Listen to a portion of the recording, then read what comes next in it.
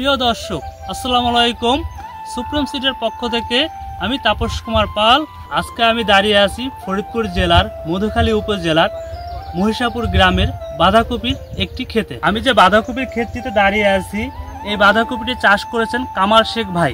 তিনি 10 থেকে 12 বছর ধরে বাঁধাকপি চাষাবাদ করে আসছেন। আমি আজ তার সাথে কথা বলে এই বাঁধাকপির জাতি সম্পর্কে জানার চেষ্টা করব।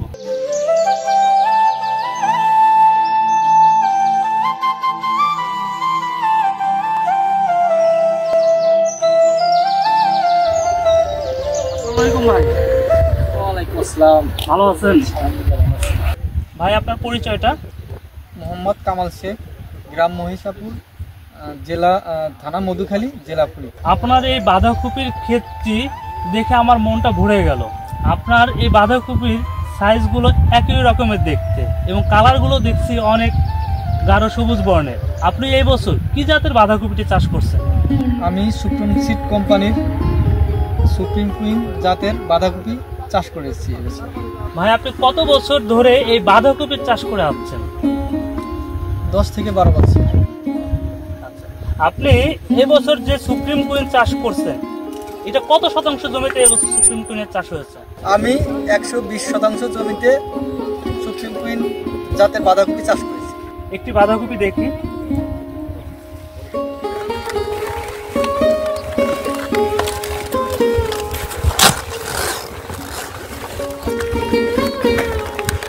ভাই, বাঁধাকপিটার বয়স কতদিন হবে? 65 থেকে 70 দিন। অন্য অন্য জাতের বাঁধাকপিগুলো কি এরকমই হয়? না। তাহলে সেগুলো কতদিন সময় লাগে? 80 থেকে 90 দিন। অন্য অন্য জাতের বাঁধাকপিগুলো আপনার পরিপক্ক হতে 80-90 দিন লেগে যায়। এটা সুপ্রিম কুইনটা আপনার কতদিনে মনে হচ্ছে? 65 থেকে 70 দিনের মধ্যে। কতটুকু ওজন আছে গড় অ্যাভারেজে? 2.5 থেকে 3 কেজির মতো। 2.5 থেকে 3 কেজি গড় অ্যাভারেজে আসছে। তাহলে ভাই, এই কপিটা একটু কেটে দেখি। হ্যাঁ, দেখো।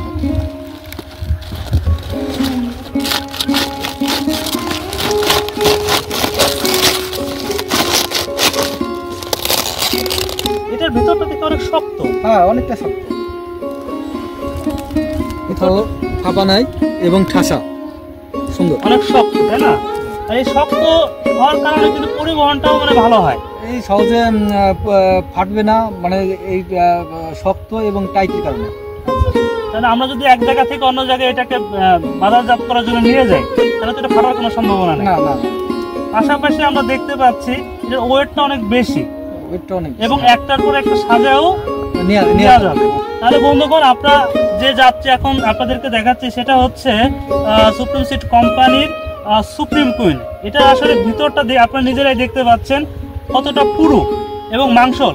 পাশাপাশি হচ্ছে ভিতরে কোনো পরিমাণ ফাঁপা নাই এবং অনেকটা দৃঢ় এবং ঠাসা প্রকৃতির, যে কারণে আপনারা সহজেই এক স্থান থেকে অন্য স্থানে পরিবহন করে বিক্রয়ের জন্য নিয়ে যেতে পারবেন। ভাই, আপনার এই ক্ষেতে রোগবালাইয়ের কোনো চিহ্ন দেখা দিয়েছে?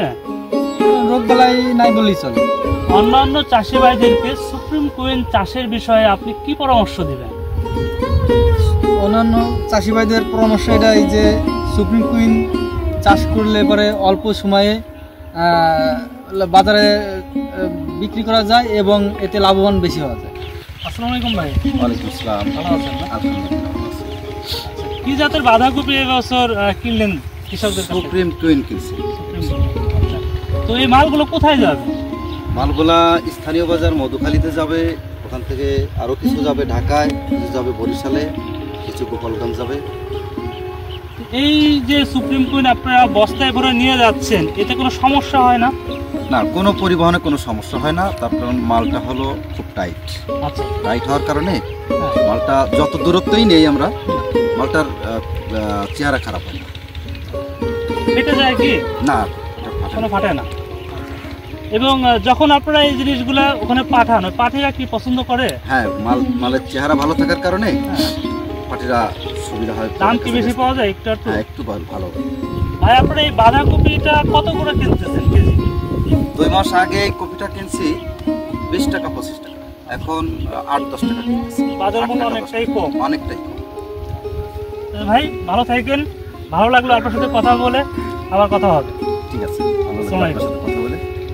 সুপ্রিম কুইন সম্পর্কে আরও কিছু তথ্য আমরা জেনে নিই। বীজ বপনের সময় ভাদ্র মাস থেকে অগ্রহায়ণ মাস, ইংরেজিতে 15 আগস্ট থেকে 15 ডিসেম্বর। একর প্রতি বীজ হার 150 গ্রাম থেকে 200 গ্রাম পর্যন্ত। একর প্রতি ফলন 30 থেকে 35 টন।